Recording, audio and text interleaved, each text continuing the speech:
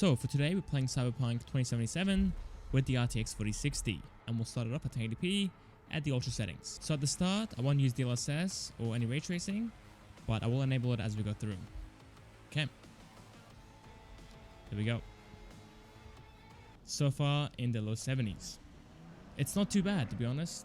Oh, now down into the 60s. That is a bit more worrying to be honest. Wow, the mid 50s right here already. I'm surprised. It fell into the 50s immediately.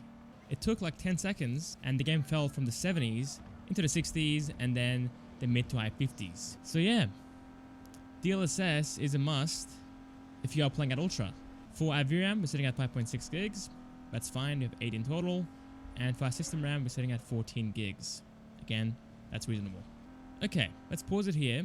I do want to go indoors and see how the FPS is impacted during a fight scene. And indoors, we are back up into the 70s, but give it a second and this will fall down into the 60s and the 50s most likely. I want to use the AR, there we go. Let me shoot this guy real quick. 44 FPS was the lowest so far. Okay, it's not too bad now. But at the start, it did fall down into the 40s a few times. So even indoors, the FPS can fall below 60 FPS. Let's pause it here, reset, enable DLSS, and come back in. And back onto the road. And so far guys, we're sitting in the low 80s. That's quite good. We gained around 20 FPS pretty much from native 1080p. And for the graphics, it's decent. It's not as good as native, I don't think. It's definitely softer. But overall, it is definitely usable and it looks good. Now, I can see the flaws far more easily. The game is definitely a lot softer in the distance, but I can't see any shimmering or any weirdness going on with the car. Looks pretty good, and the car itself as well is very sharp. And yeah, that's about it pretty much. A bit softer, but it's definitely usable overall at 1080p. And again, we gained around 20 FPS with DLSS. So I think it's definitely worth the trade-off. So yeah, that's not too bad. We sat into the 80s and that is on average, with dips down into the mid to low 70s. Time for frame generation. Let's back out, retry. Now with frame gen, we are sitting in the 120s and the 130s. So again, we gained around 40 to 50 FPS on top of normal DLSS. For the inputs, it feels quite good. It's very responsive still. And going back indoors, again, the aiming feels quite usable. It's not bad at all. It feels like around 80 FPS pretty much. It's pretty good. And yeah, the FPS fell down into the low 100s. Not as impressive to be honest. We sat into what, like the 70s here. So like around 20 FPS with frame gen. So yeah, not too bad. Again, our lowest with that frame gen was around 72 FPS I believe. But on average in the 80s and the 90s. And with frame gen, we are sitting in the 120s and the 130s on average, with dips down into the low 100s. Time for RT, and we're going with the ultra settings. No DLSS, of course. And wow, we are sitting in the mid to low 30s. And for the VRAM, we are sitting at 7.8 gigs out of 8. So it's getting up there. The game is playing at 30 FPS, which isn't ideal. But again, we have DLSS, as well as frame gen, to hopefully get 60 FPS and more. So let's pause it here guys, enable DLSS, and go back in there again. For DLSS, I'm going with the balance preset. And in the game, we are back up into the 60s. There we go.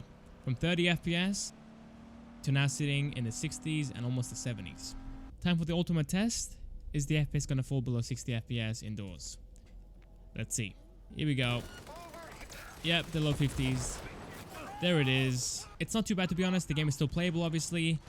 But ideally for a 4060, I would play at a mix of medium and high, or the high preset in general. With frame gen active, we are sitting in the 90s and the 100s. Quite good guys, that is quite good. We gained around 40 FPS / 30 FPS versus DLSS 2.0 pretty much. Ooh, the aiming actually, it's not that good guys. If I'm being honest, the aiming with frame gen at this frame rate is below average to be honest.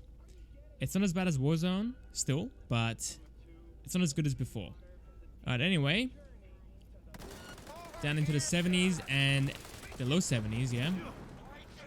And there we have it. You can hold 60 FPS with FrameGen active. Now, to be honest, the aiming isn't that good, but at the same time, our performance is much better in general, and the game looks smoother with FrameGen active.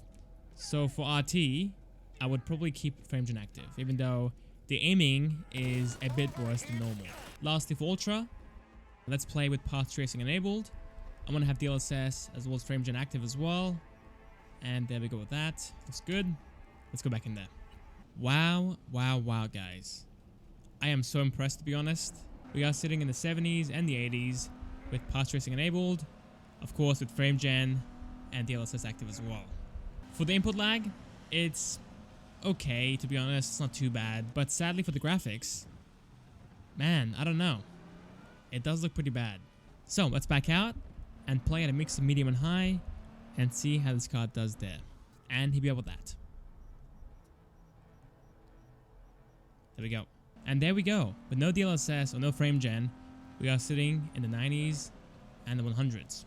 So if you hate DLSS or you don't like how it looks, then instead of just playing at a lower frame rate, just play at a mix of medium and high, and your FPS will be like doubled pretty much. We had like what, 50 to 60 FPS here, now sitting in the 90s and the 100s and the 110s.